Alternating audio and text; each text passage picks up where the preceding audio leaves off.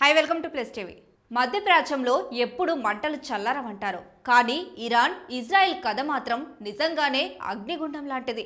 1979 సంవత్సరం ఇరాన్లో ఇస్లామిక్ విప్లవం జరిగింది. ఒక కొత్త ప్రభుత్వ వ్యవస్థ ఏర్పడింది.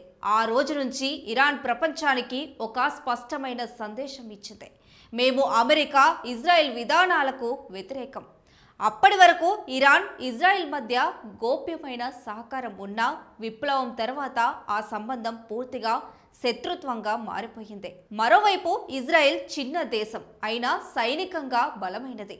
చుట్టూ శత్రు దేశాలు ఉన్నాయని భావిస్తూ ఎప్పుడూ అప్రమత్తంగా ఉండేది. ఇరాన్ నేరుగా యుద్ధం ప్రకటించకపోయినా ఇజ్రాయెల్ను అన్యాయ దేశంగా అభివర్ణించడం ప్రారంభించింది. మాటల యుద్ధం మొదలయ్యింది, కానీ అసలు ఆట నీడల్లో మొదలైంది. లెబనాన్లోని హెజ్బుల్లా, గాజాలోని హమాస్ లాంటి సంస్థలకు ఇరాన్ మద్దతు ఇచ్చింది. ఈ సంస్థలు ఇజ్రాయెల్పై రాకెట్ల దాడి చేశాయి. ఇజ్రాయెల్కు ఇది స్పష్టమైన సంకేతం: ఇరాన్ నేరుగా కాకపోయినా పరోక్షంగా యుద్ధం చేస్తుంది అని. ఇంతలో మరో పెద్ద మలుపు వచ్చింది: అణు ప్రోగ్రాం.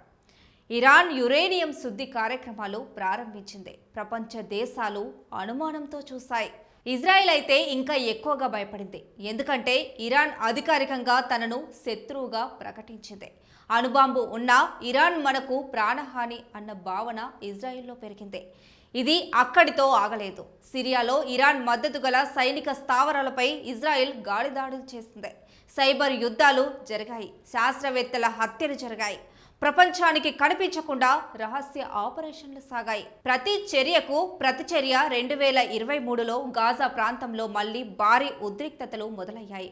హమాస్ దాడుల తర్వాత ఇజ్రాయెల్ గట్టి ప్రతిదాడి చేసింది. ఆ సమయంలో హెజ్బుల్లా సరిహద్దుల్లో చురుకయ్యింది. ఒక్కసారిగా పరిస్థితి పెద్ద యుద్ధం దిశగా వెళ్ళినట్టయింది. ఒక దశలో ఇరాన్ నేరుగా డ్రోన్లు, క్షిపణులు ప్రయోగించింది. ప్రపంచం ఉలిక్కిపడింది. ఇజ్రాయెల్ కూడా వెనక్కి తగ్గలేదు. గాలిదాడులు, కఠిన హెచ్చరికలు, మధ్యప్రాచ్యం మరోసారి యుద్ధ భయంతో వణికింది. ఈ కథ కేవలం భూ వివాదం కాదు, ఇది సిద్ధాంతాల పోరు. ఒకవైపు ఇరాన్ తనను ఇస్లామిక్ ప్రపంచ నాయకుడిగా నిలబెట్టుకోవాలని చూస్తుంది. మరోవైపు ఇజ్రాయెల్ తన ఉనికిని కాపాడుకోవాలని పోరాడుతుంది. ఇందులో అమెరికా పాత్ర కూడా కీలకం. ఇజ్రాయెల్కు మద్దతు ఇస్తున్న అమెరికా ఇరాన్పై ఆంక్షలు విధించింది. అంతర్జాతీయ ఒత్తిడి వల్ల పూర్తిస్థాయి యుద్ధం ఇంకా నివారించుకోబడుతుంది, కానీ ఉద్రిక్తత మాత్రం తగ్గలేదు.